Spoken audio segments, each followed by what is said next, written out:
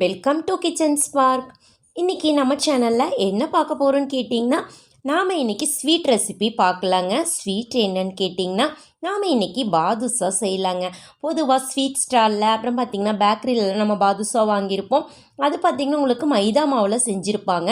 ஆனால் நாம் இன்றைக்கி வீட்டில் இருக்கிற கோதுமை மாவை வச்சு நல்லா ஃப்ளஃபியான பாருங்கள், நல்லா சூப்பராக சாஃப்டான பாதுஷா செய்யலாங்க. அது எப்படி செய்யலான்னு பார்க்கலாம். அதுக்கு முன்னாடி இன்னும் நீங்கள் நம்ம சேனலை சப்ஸ்கிரைப் பண்ணாமல் பார்த்துட்டு இருந்தீங்க, சப்ஸ்கிரைப் பண்ணிடுங்க. அப்படியே பக்கத்தில் இருக்கிற பெல்லைக்கானை கிளிக் பண்ணி விட்ருங்க. அப்போ தான் நம்ம போடுற வீடியோஸ் எல்லாமே உங்களுக்கு உடனுக்குடனே நோட்டிஃபிகேஷனில் வருங்க. வாங்க எப்படி ஸ்வீட்டான பாதுஷா செய்யலான்னு பார்க்கலாம். பாருங்கள், ஃபஸ்ட்டு அதுக்காக ஒரு மிக்சிங் பவுல் எடுத்துகிட்டு 2 கப் அளவுக்கு கோதுமை மாவை எடுத்துக்கலாங்க. கோதுமை மாவை நல்லா சலிச்சு எடுத்துக்கோங்க. இது ஒரு 250 கிராம் இருக்கும். நெக்ஸ்ட்டு பார்த்திங்கன்னா பேக்கிங் பவுட்ரு எடுத்துக்கலாங்க. 1 டீஸ்பூன் அளவுக்கு எடுத்துக்கலாம். கொஞ்சமாக ஒரு பிஞ்ச் அளவு சால்ட்டு எடுத்துக்கலாங்க. எடுத்துட்டு அதுக்கப்புறம் பார்த்திங்கன்னா ஒரு 2 டேபிள் ஸ்பூன் அளவு நெய் ஆட் பண்ணிக்கலாம். பாருங்கள், ஆட் பண்ணியாச்சு. அப்புறம் 2 டேபிள் ஸ்பூன் அளவு தயிர் எடுத்துக்கலாங்க. கொஞ்சம் புளிக்காத தயிராக இருக்கட்டும், ரொம்ப புளிச்ச தயிர் வேண்டாம்.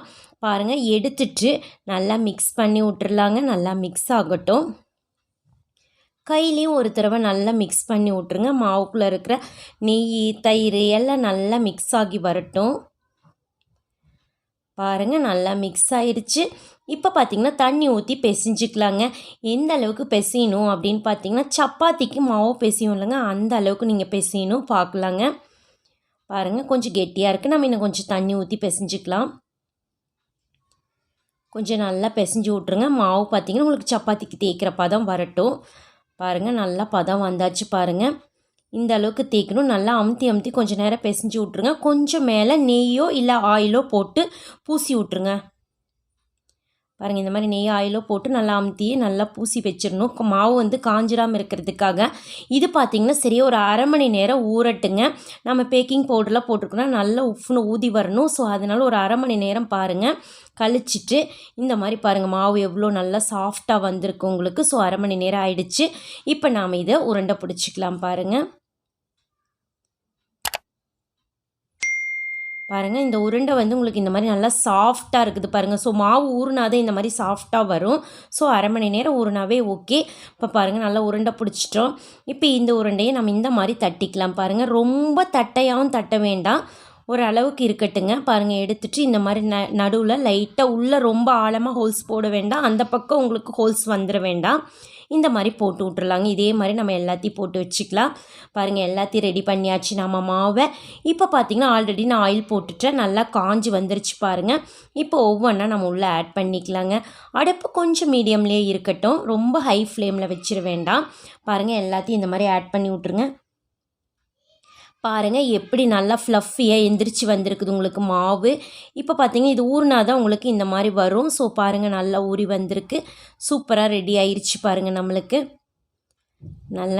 பாதுஷா நம்ம எவ்வளோ சைஸில் போட்டோம் அதை விட உங்களுக்கு 2 மடங்கு அளவுக்கு சைஸ் நல்லா பெருசாக கிடச்சி வந்திருக்குது. நெக்ஸ்ட்டு பாருங்கள், இருக்கிறது எல்லாத்தையும் நம்ம ஆட் பண்ணிக்கலாம். பாருங்கள், நம்ம இருக்கிற மாவு எல்லாத்தையும் இந்த மாதிரி ஆட் பண்ணி விட்டுட்டு பாருங்கள், எந்திரிக்கிறதே நல்லா ஃப்ளஃபியாக எந்திரிக்குது பாருங்கள். அடுப்பு பார்த்திங்கன்னா மீடியம்லேயே இருக்கட்டும். இந்த மாதிரி ஒரு தடவை 2 தடவை நல்லா திருப்பி விட்டுட்டு கலர் வந்தோன்னே நீங்கள் எடுத்துக்கலாம். பாருங்கள், ரொம்ப சூப்பராகவே நம்மளுக்கு ரெடி ஆயிடுச்சுங்க. அவ்வளோதான். நெக்ஸ்ட்டு பார்த்திங்கன்னா நாம் இதுக்கு பாவு காய்ச்சிக்கலாங்க. பாருங்கள், 1 கப் அளவு நான் சுகர் எடுத்துருக்கிறேன். அதில் 1 கப் அளவு தண்ணி ஊற்றிக்கலாம். ஊற்றிட்டு இதில் பார்த்திங்கன்னா பாவு பதம் அந்த மாதிரிலாம் உங்களுக்கு அவசியம் இல்லை, நல்லா கலக்கி விட்ருங்க. இது வந்து உங்களுக்கு சர்க்கரை கரைஞ்சி ஒரு 5 நிமிஷம் கொதிச்சுதுன்னா ஓகே நம்மளுக்கு. பாருங்கள், நல்லா பாவு வரட்டும், நம்ம நல்லா கலக்கி விட்றலாம்.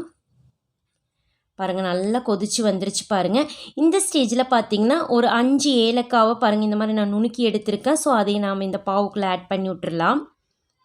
ஏலக்காய் ஆட் பண்ணிட்டிங்கன்னா நல்லா வாசனையாக இருக்கும் உங்களுக்கு. ஸோ ஏலக்காய் ஆட் பண்ணி பாருங்கள், ஒரு 5 நிமிஷம் நல்லா கொதிச்சிருச்சு. இப்போ நம்ம அடுப்பை ஆஃப் பண்ணிவிட்டு இறக்கி வச்சுக்கலாம். இப்போ பாருங்கள், நம்ம எல்லாத்தையும் பொரிச்சும் எடுத்தாச்சு. நம்ம இதை இருக்கிற மாவு எல்லாமே பொரிச்சு எடுத்தாச்சு. பாருங்கள், எவ்வளோ ஃப்ளஃபியாக நல்லா சூப்பராக வந்திருக்குதுன்னு. இப்போ பார்த்திங்கன்னா நம்ம இறக்கி வச்சுட்டோம் ஆல்ரெடி. பாருங்கள், இப்போ இந்த பாவில் நாம் எடுத்து வச்ச பாதுஷாவை எல்லாத்தையும் ஆட் பண்ணி விட்டுறலாங்க. நல்லா ஊறட்டும். பாருங்கள், இது வந்து நல்லா ஊறி வரணும் உங்களுக்கு. ஸோ பார்த்திங்கன்னா ஒரு 1 ஹவருக்கு எடுக்க வேண்டாம், நல்லா ஊறட்டும். பாகும் பார்த்திங்கன்னா லைட்டாக வெது வெதுப்பான சூட்டில் போடுங்க. பாகு ஆறிடக்கூடாது. கொஞ்சம் வெது வெதுப்பான சூட்டில் இருந்ததுனா தான் உங்களுக்கு சீக்கிரமாக ஊறும். பாருங்கள் நல்லா ஊறி எவ்வளோ ஃப்ளஃபியாக இருந்துச்சுக்கு பாருங்கள். சூப்பரான ஸ்வீட்டான பாதுஷா நம்மளுக்கு ரெடி ஆயிடுச்சுங்க. சாப்பிட்றதுக்கு பார்த்திங்கன்னா அவ்வளோ டேஸ்ட்டாக இருக்கும். மைதா மாவில் எப்படி இருக்குமோ அதே சேம் டேஸ்ட் உங்களுக்கு இங்கே கோதுமை மாவு பாதுஷா இருக்கும். ஸோ ஒரு முறை இந்த மாதிரி நீங்கள் பாதுஷா ட்ரை பண்ணி பாருங்கள். ரொம்ப டேஸ்டான பாதுஷா ட்ரை பண்ணி பார்த்துட்டு எப்படி இருக்குதுன்னு மறக்காமல் கமெண்ட் பாக்ஸில் கமெண்ட் பண்ணுங்கள். உங்களுக்கு இந்த வீடியோ பிடிச்சிருந்ததுன்னா உங்கள் ஃப்ரெண்ட்ஸுக்கெல்லாம் ஷேர் பண்ணுங்கள், லைக் பண்ணுங்கள். மறக்காமல் கிச்சன் ஸ்போக் சேனலுக்கும் சப்ஸ்கிரைப் பண்ணுங்கள். மீண்டும் சந்திக்கலாங்க நாளைக்கு இன்னொரு புது ரெசிபியோட. அது வரைக்கும் நன்றி. பாய்.